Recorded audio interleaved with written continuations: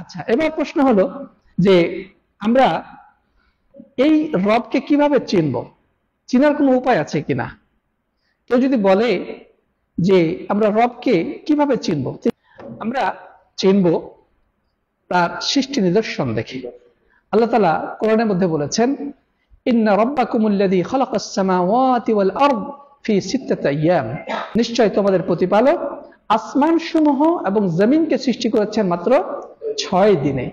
তাহলে আসমান সমূহ এবং জমিন দেখে আমরা চিনব যে এর পেছনে একজন স্রষ্টা আছে।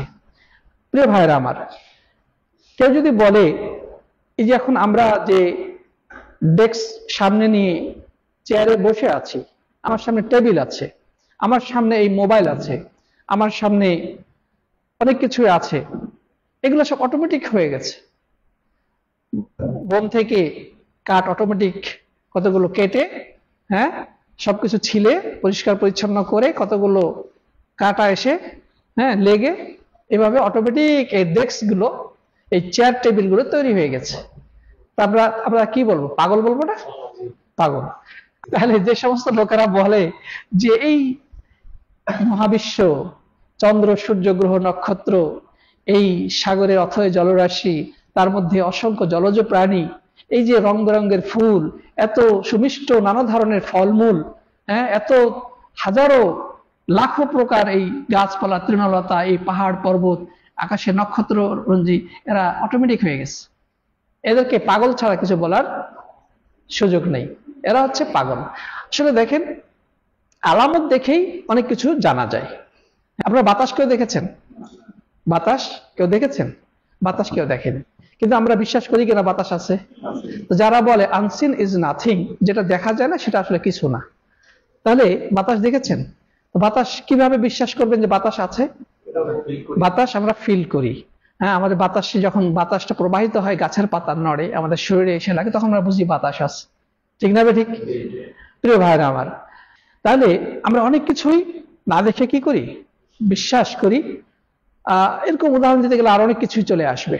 মোট কথা, পৃথিবীতে নাস্তিক ছাড়া সকল ধর্ম এই ব্যাপারে একমত, যেটা আমরা এর আগে আলোচনা করেছি, যে স্রষ্টা বলতে একজন কেউ আছে। এমনকি আরবের সেই মূর্তি পূজক মুশরিকরাও এটা বিশ্বাস করতো যে স্রষ্টা আছে, জীবনদাতা, মৃত্যুদাতা, বৃষ্টি বর্ষণকারী, তারপরে এই সবকিছু স্রষ্টা একজন আছে, তারা বিশ্বাস করতো কিনা আমরা এর আগে আলোচনা করেছি। আল্লাহ তাআলা বলেছেন, ওয়ালা ইন সাআলতাহুম মান খালাকাস সামাওয়াতি ওয়াল আরদ ওয়া সাখখারাশ শামসা ওয়াল কমার লা ইয়াকুলুন্না আল্লাহ। হে নবী, আপনি তাদেরকে যদি জিজ্ঞাসা করেন, কাদেরকে? আরবের মুশরিকদেরকে যদি জিজ্ঞাসা করেন যে আসমান জমিনকে কে সৃষ্টি করেছে এবং কে চন্দ্র সূর্যকে আমাদের অধীনস্থ করে দিয়েছে, তারা অবশ্যই বলবে আল্লাহ। এভাবে আরো একাধিক আয়াত রয়েছে, আমরা এগুলো আলোচনা করেছি। তাহলে বোঝা গেল যে আরবের মুশরিকরা স্রষ্টাতে বিশ্বাসী ছিল। বোঝা গেছে কিনা? এমনকি বর্তমান যুগে যত ধর্মমত রয়েছে তারাও কিন্তু স্রষ্টাতে বিশ্বাসী। কেউ বলতেছে ভগবান, কেউ বলছে ঈশ্বর, কেউ উপরওয়ালা, নানা ধরনের নামে তারা স্রষ্টাকে বিশ্বাস করে। তো যাই হোক, আমরা যেটা বলবো যে এই মহাবিশ্বের একজন স্রষ্টা আছেন এবং তিনি সবকিছু সৃষ্টি করেছেন, সবকিছু নিয়ন্ত্রণ করছেন, পরিচালনা করছেন। অতএব এটাকে যে অবিশ্বাস করবে সে হচ্ছে নাস্তিক, আর নাস্তিক ছাড়া পৃথিবীতে অন্য কোনো ধর্মই এই কথাই অবিশ্বাস করে না। প্রিয় বন্ধুগণ, আল্লাহ তাআলা বলেছেন, ওমিন আয়াতিহিল লাইলু ওয়ান নাহার ওয়াশ শামসু ওয়াল কমার, যে আল্লাহ তাআলার নিদর্শনগুলোর মধ্যে অন্যতম নিদর্শন হচ্ছে রাত এবং দিন, সূর্য এবং চন্দ্র। আমরা এর থেকে বড় যদি বলতে চাই, যে রব্বুল আলামিন উল্লেখ করেছে যে আমি 7 আসমান সৃষ্টি করেছি, জমিন সৃষ্টি করেছি। এই জমিন, আসমান, এগুলো হচ্ছে আল্লাহ তাআলার বৃহৎ সৃষ্টিগুলো অন্তর্ভুক্ত। রাত একটা বড় সৃষ্টি, দিন একটা বড় সৃষ্টি, চন্দ্র, সূর্য যেগুলো আমরা সচরাচর দেখতে পাই, এগুলো হচ্ছে বৃহৎ সৃষ্টি অন্তর্ভুক্ত। আজ কিন্তু সামগ্রিকভাবে সমস্ত সৃষ্টি লোকের মধ্যে সর্ববৃহৎ সৃষ্টি কোনটা? যেটা আমরা দেখতে পাই অথবা যেটা পাই না? আল্লাহর আরশ। আল্লাহর সবচেয়ে বিস্ময়কর এবং সর্ববৃহৎ সৃষ্টির নাম হচ্ছে কি? আল্লাহর আরশ। আল্লাহ তাআলা কোরআনে বলেছেন, আর রহমানু আলাল আরশি ইস্তাওয়া, আল্লাহ তাআলা আরশের উপরে উঠলেন। আল্লাহ বলছে, ওয়াসিআ কুরসিয়ুস সামাওয়াতি ওয়াল আরদ, আল্লাহ তাআলার কুরসি আসমান সমূহ এবং জমিনকে পরিবেষ্টন করে রয়েছে, আসমান সমূহকে এবং জমিনকে পরিবেষ্টন করে রেখেছে। আচ্ছা, আপনি বাংলাদেশে যে আসমান দেখেছেন, সৌদি আরবে এসে কি কিছু কমে গেছে, মানে আংশিক দেখতেছে এরকম? হ্যাঁ, 5000 কিলোমিটার রাস্তা পার হওয়ার পরে এসে দেখতেছি কিরে তো ওই তো আসমান। আবার আপনি আরো 5000 কিলোমিটার চলে যান, দেখবেন যে কোনো একই তো আসমান। আরো চলে যান 5000 কিলোমিটার, আরো যান 10,000 কিলোমিটার, আরো যান 20,000 কিলোমিটার। আপনি পৃথিবীর এক দিক থেকে আরেক দিক যতদূর পারেন যান, সেখানে কি দেখবেন? ওই সেম। তাহলে এটা যে পরিধি কত, এটা দূরত্ব কত বড়, এটা আল্লাহ ছাড়া কেউ বলতে পারবে? কেউ বলতে পারবে না। আল্লাহ তাআলা কোরআনে একটা কথাই যথেষ্ট না। আল্লাহ তাআলা কি বলছেন? ওয়াজআলনা ফাওকাকুম সাবআন শিদাদা, আমি তোমাদের মাথার উপরে স্থাপন করেছি সুদৃঢ় অত্যন্ত মজবুত 7টি আসমান। আল্লাহ তাআলা যেহেতু এখানে সুদৃঢ় বলেছেন, শক্তিশালী বলেছেন, ইটস এনাফ। আল্লাহ যেটাকে শক্তিশালী বলতে পারেন, তাহলে কি পরিমাণ শক্তিশালী, কি পরিমাণ মজবুত হবে এটা বলার অপেক্ষা রাখে না। প্রিয় ভাইরা আমার, তো যাই হোক, আমরা বলতেছিলাম যে যে কোনো আলামত দেখে তার এর পিছনে কেউ একজন আছে এটা প্রমাণ পাওয়া যায়। যদি কোথাও ধোঁয়া উড়ে আমরা বলি কি আগুন লেগেছে, তাই না? আগুন আছে বলে ধোঁয়াটা উঠছে, তাহলে ধোঁয়া দেখে আমরা আগুনের পরিচয় পেলাম। যদি পায়ের ছাপ দেখি বুঝতে হবে যে কোনো মানুষ হেঁটে গিয়েছে, তাই না? তাহলে আমরা পায়ের ছাপ দেখে প্রমাণ পেয়ে গেলাম যে একজন মানুষ হেঁটে গিয়েছে। হ্যাঁ, বা কোনো প্রাণীর যদি পায়ের চিহ্ন থাকে আমরা বুঝতে পারি একটা প্রাণী হেঁটে গিয়েছে। তাহলে আলামত দেখে হ্যাঁ এর পিছনে কিছু একজন আছে বা কিছু একটা ঘটেছে বলে প্রমাণ পাওয়া যায়। তাহলে এই বিশ্ব চরাচরে যত আমরা আলামত দেখতে পাচ্ছি, একমাত্র ব্রেনহীন, পাগল, মস্তিষ্ক বিকৃত ছাড়া কেউ এটাকে অবিশ্বাস করতে পারে না। প্রিয় ভাইরা আমার, তো যাই হোক আমরা সামনে চলি। তো কি জানি যে আল্লাহ শব্দের শাব্দিক অর্থ কি? আল্লাহ শব্দটি আসছে আল ইলাহ থেকে, আলিহা ইয়া আলাহু, এখান থেকে আসছে আল ইলাহ। এই ইলাহ শব্দ থেকে আসছে আল্লাহ। এটা অর্থ হচ্ছে মাবুদ বা উপাস্য, মাবুদ বা উপাস্য, মানে যার ইবাদত করা হয়। প্রিয় বন্ধুগণ, তাহলে আমরা জানতে পারলাম যে আল্লাহ শব্দের অর্থ হচ্ছে উপাস্য, মাবুদ বা উপাস্য, যেটার উৎপত্তি হচ্ছে আল ইলাহ থেকে। যেমন আল্লাহ তাআলা সূরা নাসের মধ্যে কি বলেছেন?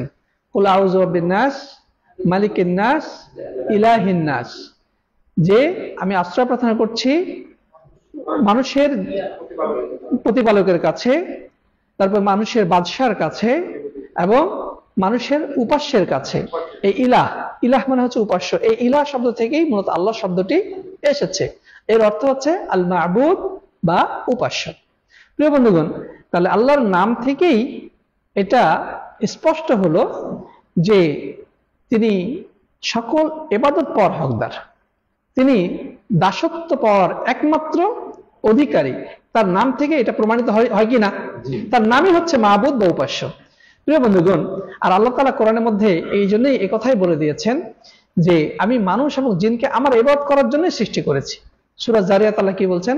ওমা খালাকতুল জিন্না ওয়াল ইনসা ইল্লা লিয়াবুদুন, যে আমি জিন এবং মানুষকে সৃষ্টি করেছি এই জন্যই যে শুধুমাত্র তারা আমার কি করবে? ইবাদত করবে। তাহলে বোঝা গেল যে আমাদের জন্য ইবাদত করা কি ফরজ। এখন সর্বপ্রথম কোন বিষয়ে জ্ঞান অর্জন করতে হবে আমাদের জন্য? সর্বপ্রথম কোন বিষয়ে জ্ঞান অর্জন করাটা ফরজ? আল্লাহর ইবাদত বিষয়ে। আর ইবাদত মানে হচ্ছে তাওহীদ।